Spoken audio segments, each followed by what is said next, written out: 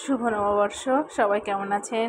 পয়লা বৈশাখের প্রথম দিনের শুরুতেই শুরু করলাম আমার মেয়েকে দিয়ে। তো সকালে উঠে মেয়েকে নিয়ে চলে গেলাম, ওর স্কুলে একটা প্রোগ্রাম ছিল পয়লা বৈশাখের। তো ওকে সুন্দর করে শাড়ি পরিয়ে রেডি করে বেরিয়ে পড়লাম খুব সকাল 8টা। দেন বাসার সামনে একটু ফটো সেশন করলাম, একটু ফুল টুল আছে, তারপরে আমাদের খরগোশ আছে, এগুলো নিয়েছেও একটু সময় কাটালো। সব কিছু মিলে মাশাল্লাহ আমার মেয়ে আসলেই বড় হয়ে গেছে। তো খরগোশের সঙ্গে একটু দুষ্টুমি করলো, খেলাধুলা করলো, করে দেন আমরা চলে যাব স্কুলে। তো যাই হোক, খুবই ভালো লাগছে আমার মেয়েটাকে দেখে। ওর লাইফে ফার্স্ট কিন্তু আজকে শাড়ি পরলো। তো যাই হোক, আমি যেভাবে পেরেছি বাংলার ট্রেডিশনালটাকে ধরে রাখার চেষ্টা করেছি, আর পরে শাড়িটা পরিয়ে দিলাম, আর যতটুকু সম্ভব একটু রেডি করে নিলাম। তো ঠিক আছে, এখন যাওয়া যাক, আমরা চলে যাই স্কুলে। যেহেতু ওদের সকাল 8টায় ওখানে অ্যাটেন্ড করতে হবে। তো এখন আমরা উঠে পড়লাম মা মেয়ে রিক্সা করে আমরা এখন স্কুলে চলে যাচ্ছি। খুব সুন্দর স্নিগ্ধ একটা সকাল, নববর্ষের প্রথম দিনে আসলে খুব ভালো লাগলো। ঠান্ডা ঠান্ডা একটা ওয়েদার ছিল সকালে, কিন্তু এটা আর ছিল না। যাই হোক, আমরা স্কুলে চলে আসলাম। শুভ নববর্ষ স্কুলের সামনে, এটা হচ্ছে Banasree national ideal English version school, ওদের শাখায় আমরা চলে আসলাম। দেন ওর ফ্রেন্ডরা অলরেডি অনেকে চলে আসছে।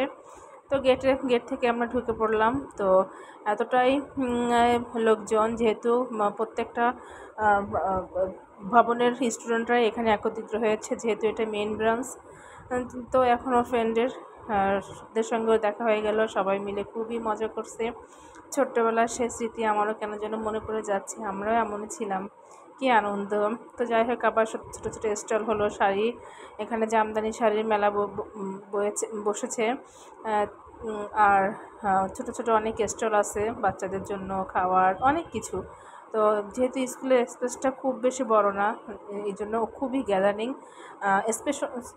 স্পেসের থেকে আর কি লোকজনের সংখ্যা অনেক বেশি।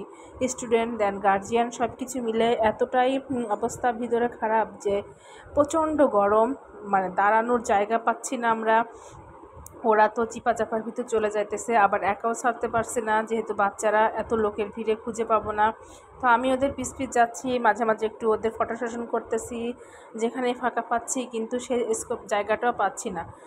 একটু ফটো সেশন করতেছি, লোকজন চলে আসছে সামনে দিয়ে। তারপর যতটুকু সম্ভব আমি ট্রাই করতেছি, একটু স্টল কী আসছে সেগুলো দেখিয়ে দিচ্ছি। ফুচকা, চটপটি, বিভিন্ন ধরনের খেলনা, অনেক কিছু, হোমমেড ফুড সব কিছুই আছে মোটামুটি। ফাঁকা ওদের একটু খাওয়ানোর চেষ্টা করতেছি, কিন্তু সেটার স্কোপ পাইতেছি না।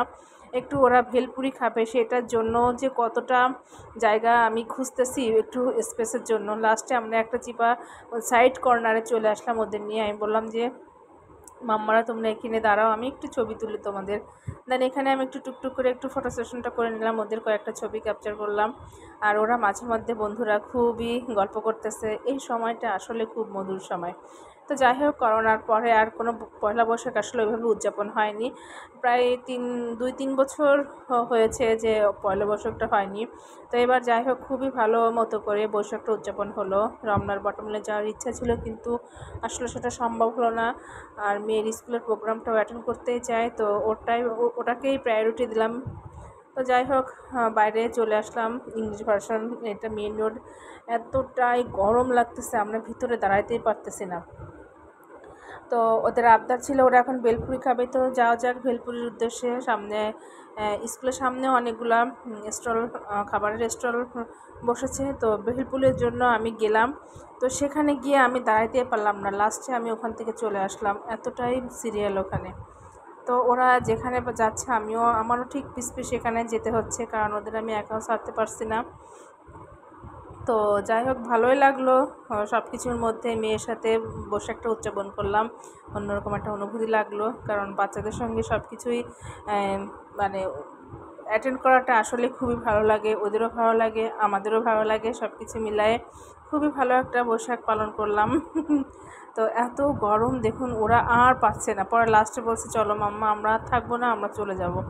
তো কী আর করার, কারণ এতটা গরম, বাচ্চারাও অসুস্থ হয়ে পড়তেছে। তো সকালের আয়োজনটা এভাবেই স্কুলে কাটিয়ে দিলাম।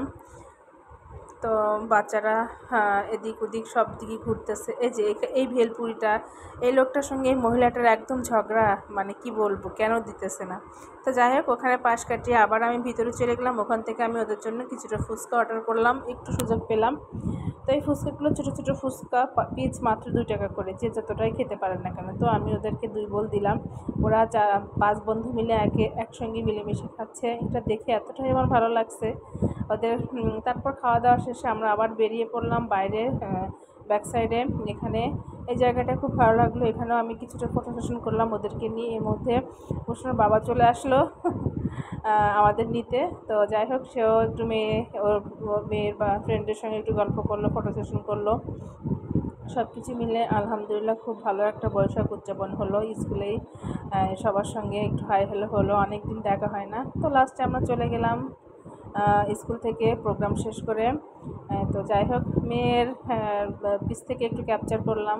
মেয়ের শাড়ি পরাটা দেখে আমার খুবই ভালো লাগছে, যে আসলেই মাশাআল্লাহ মেয়ে আমার বড় হয়ে গেছে, ঠিক না? মেয়েরা খুব তাড়াতাড়ি বড় হয়ে যায়। তো আমি একটু পিস পিস হাঁটতে লাগলাম, ওদের পিস পিস, মেয়ের সাথে সাথে। বাবা মেয়ের সামনে, আমি পিছে। আর ছেলে আমার অলরেডিও কোচিং থেকে বাসায় চলে গেছে, নাহলে ও অ্যাটেন্ড করার কথা ছিল, কিন্তু গরমের কারণে ওর বাবা বললো যে তুমি এসো না, তুমি চলে যাও বাসায়। তো আমরা এখন রাস্তা দিয়ে চলে যাচ্ছি, সামনে আমাদের বাইক আছে। তো এই তো সব কিছু মিলায়ে খুবই ভালো লাগলো। মেয়ে খুব হ্যাপি, মেয়ে হ্যাপি মানে আমরা দুজনেই হ্যাপি। তারপরে আমরা একটু চলে আসলাম আমাদের বাসার পাশেই। ওর একটা মানে প্রেজেন্টেশন দিল ও পয়লা বৈশাখ নিয়ে। তো যাই হোক, ওর বাবা একটু ওকে নিয়ে একটু একটু প্রেজেন্টেশন করলো, আমিও একটু করলাম। কিছুটা ফটো সেশন, মুক্ত বাতাসে, প্রাকৃতিক পরিবেশে একটা অন্যরকম অনুভূতি। তো সব কিছু মিলেই আলহামদুলিল্লাহ। এই তো তো মেয়ে খুব টায়ার্ড হয়ে গেছে, ও আর পারছে না।